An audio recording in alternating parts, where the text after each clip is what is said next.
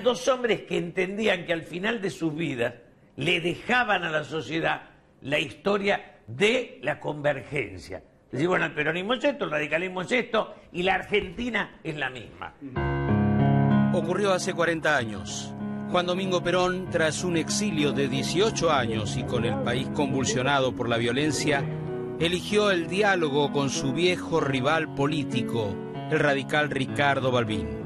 Un gesto histórico que intentaba poner fin a la antinomia peronismo-antiperonismo.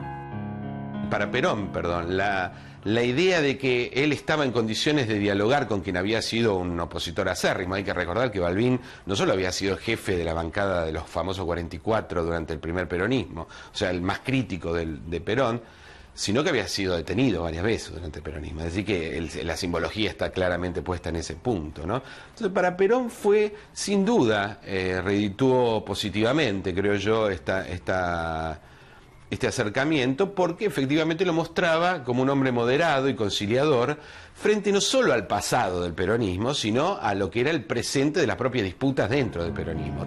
Perón había regresado al país y vivía en una casa de la calle Gaspar Campos en Vicente López. Las elecciones de 1973 estaban a la vista. La dictadura militar del general Lanusse estaba en retirada.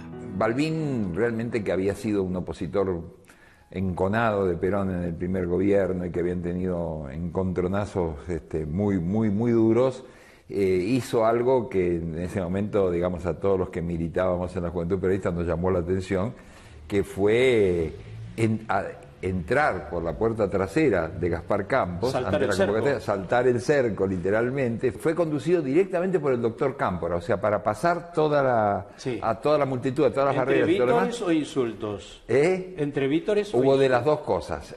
Hubo insultos, y hubo vítores, y hubo algunos compañeros de la Juventud Peronista que muy sensatamente le dijeron a los que insultaban que no lo insultaran, que venía a verse con el general, digamos que era un reconocimiento.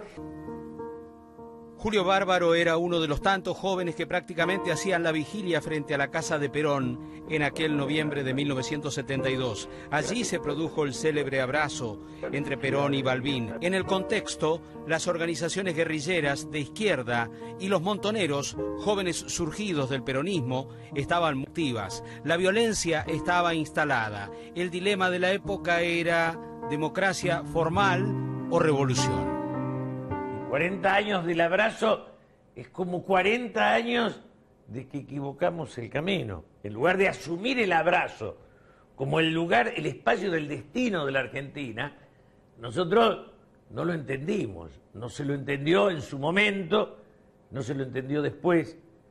Perón y Balbín sienten que están saliendo de la dictadura. Habían pasado 18 años del 55. Y ese contexto de unidad nacional es el que hubiera permitido entrar en democracia estable, y hoy seríamos otra cosa. Estos encuentros eran útiles a la política argentina. El encuentro entre los dos políticos, algo impensable para la época, recibió en su momento muchas críticas. El clima de intolerancia estaba a flor de piel en el país.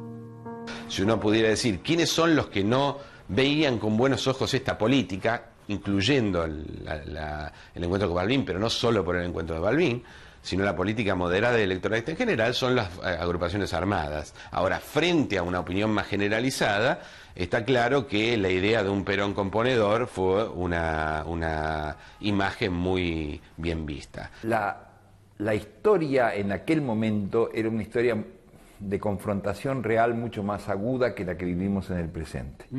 Porque veníamos efectivamente de muchos años de gobiernos civiles débiles o de abiertas dictaduras militares. Veníamos de una época de guerra fría a nivel mundial, comunismo, anticomunismo, doctrinas estratégicas, ¿no es cierto?, contra insurgentes de Estados Unidos, movimientos insurgentes muy importantes en toda América Latina. Es decir, había el tema de confrontación, era una confrontación, si se quiere, con bases mucho más pesadas que las actuales. Perón y el líder radical se frecuentaron en el poco tiempo de vida que le quedaba al caudillo justicialista. La oración fúnebre que le dedicó Balbín en el Congreso explicó de manera notable lo que había ocurrido en el país. Todos sumados en el esfuerzo común de salvar para todos los tiempos la paz de los argentinos. Este viejo adversario despide a un amigo. 40 años después, la relectura de aquel episodio se hace necesaria por la división que existe en la sociedad. El gobierno no permite ni el apoyo crítico. El que no aplaude es enemigo. Y la sociedad sale a expresarse y el gobierno, frente a ese hecho, ni siquiera es capaz de darle una comprensión madura a esa queja respetable y digna de un sector de la sociedad. Entonces sale uno y la quiere devaluar. Y a veces creo que en el abrazo Perón-Balbín se entiende que respetar al adversario es respetarme a mí mismo. Si yo degrado a mi adversario, me estoy degradando. Puede ser que como en aquella época había peronismo, antiperonismo, ahora haya kirchnerismo y antikirchnerismo. En ese sentido lo digo. Bueno, eso es una evidencia que está comprobada por la lectura de los diarios, el modo en que se mueve la política argentina y casi todos los políticos de la Argentina. Lo cierto que cualquiera de esos dos ámbitos tan abarcadores, kirchnerismo y antikirchnerismo, que hoy sí es un eje que reparte a ambos lados buena parte de la pasión política argentina, hay mucha heterogeneidad, sobre todo mucho más en la oposición al kirchnerismo. No sé cómo va a pasar a la historia esta confrontación que tiene la Argentina, qué nombres los historiadores del futuro le van a poner, pero va a pasar en un país que efectivamente está muy dividido. Creo que ni es fácil definirlo, ni tampoco es difícil imaginar que una contribución que todos haríamos es de poner o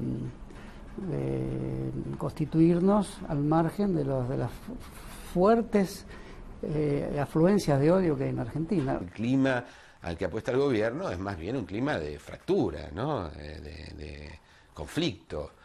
Hace del no diálogo una virtud, digamos, ¿no? Entonces creo que frente a eso imágenes como estas no tienen el menor sentido, digamos, ¿no? Para un gobierno que piensa la política de esta manera, actos, símbolos como estos no tienen menor importancia ni impacto.